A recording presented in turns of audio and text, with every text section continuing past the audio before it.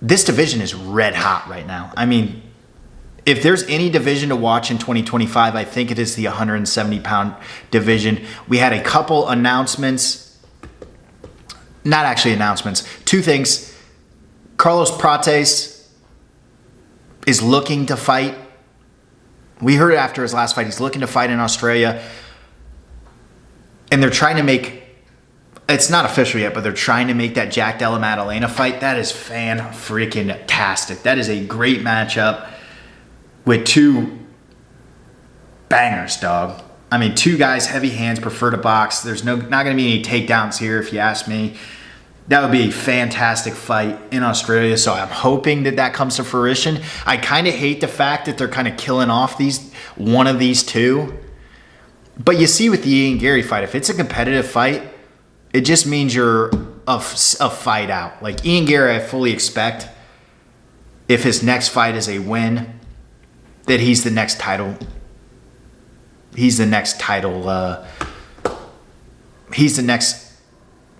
next shot. Jesus, fuck, did that take me a lot to get out. He gets the next shot at the title, be it Shavkat or Bilal. So Carlos Prates, Jack Della Maddalena, I love that fight. We saw that pop up this week via Submission Radio. That was Carlos Prates saying he's planning to fight in Australia for UFC 312. Beating Jack Della Maddalena could bring me to the top 5. So that's where Carlos Prates' head is at. We also had Ian Gary, and this is one little misstep that I think we're getting out of Ian Gary, who for the first time in a while has had some positive press. He was on the Ariel Helwani show. I said after the fight that I want to see that Leon fight. I think a lot of the MMA fans agreed with that sentiment, that they wanted to see the Leon fight. There's a little bit of history there. They both fought in the same gym. I don't know if he was kicked out or there's just some bad blood between the two, but some spicy stuff. Ian Gary on the Ariel Helwani show said, if the UFC wants me to fight in Europe, they're going to bring me back to Dublin, Ireland. I'm not fighting anywhere else other than that. I've said that since day one, and I'm not making any exceptions. And he was pretty adamant about this. Reason this is a problem is because Leon has said that he's going to fight on the London card, which is coming up March 22nd. So Ian saying, I'm not fighting in Europe unless it's going to be in Dublin, sucks. It does suck a little bit. And I get his sentiment. He wants to bring the UFC back to Dublin. It's historically pretty tough to get a fight done in Dublin. I don't know, what is it, Croke Park? I know Katie Taylor was trying to get in there. Some other fighters. I don't think it's happened since Conor McGregor, but at least on a grand scale. So I like the sentiment out of Ian Gary. I want to fight in Dublin. That's where I'm going to fight. But also, I'm not from Dublin. I don't give a shit. You know, if I'm just sitting here being selfish about it, if he fights in Dublin or fights in London, it makes no difference to me. It's the matchup that I care about, and that matchup for me is Leon Edwards. So I'd love to see that fight. Doesn't seem like it's going to be next. When we're talking about who's next for Ian Gary, we just got to talk about how juiced this 170-pound division is. And I think it's the division to watch in 2025 for a multitude of reasons. First of all, you got two hungry young contenders biting at the belt right now in Shavkat, who's obviously going to get the next fight, and Ian Gary, who seems one fight away. But you also have Jack Della Maddalena sitting there. You have Carlos Prates. You have Michael Morales. There's four undefeated fighters in the top 15. Michael Morales, Carlos Prates, Shavkat Rakhmonov, and was Ian Gary. That's how stacked and young this division is right now. I mean, there's going to be a lot of movement in this division come next year. We still have Sean Brady out there that needs to fight. We have Kamaru Usman. That seems like maybe the fight that Ian's going to get. But also I've heard rumblings of him fighting at 312 in Australia. Hasn't got announced yet, so it feels like I don't know. Still could happen, but I don't know if Kamaru wants to make the trip.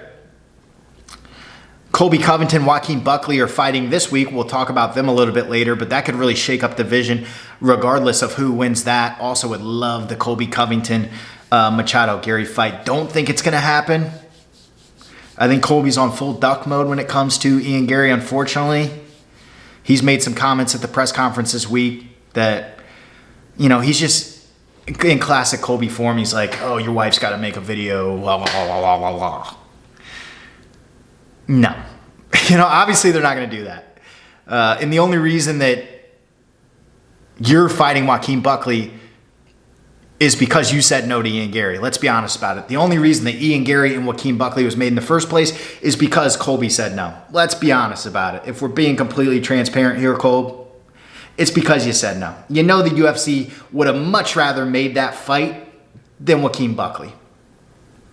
And the fact that you're available, clearly, because when Ian got moved, you stepped right up.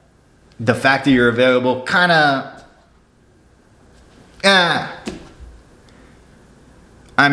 you might as well make your Instagram picture the duck, too. The only thing you can't add is the belt. You could add in your fake belt, but you're ducking, boy. Hate to say it to you. But if Joaquin wins, he's on a pretty nice run himself. Knocking out Stephen Wonderboy Thompson and then getting over Colby Covington, however he may do it. That's a good little streak right there, too. I'm just saying, this division, top to bottom, is hot, red hot.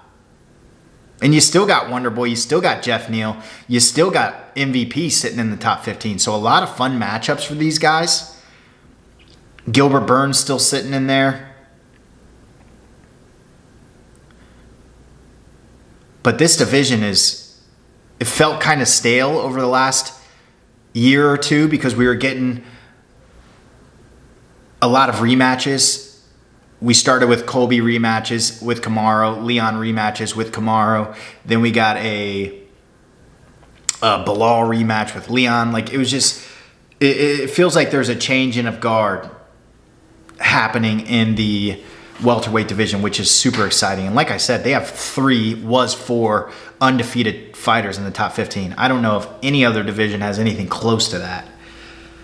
I'd have to really go through and look at it, but I'm looking at middleweight. Hamzat's there. Other than that, I don't think anybody's undefeated. Shara. I think Shara Bullet's undefeated. Regardless, we could do this all day, but we're not going to. A lot of fun stuff coming out in the 170-pound division. I'm obsessed with them right now. I think it's really starting to heat up.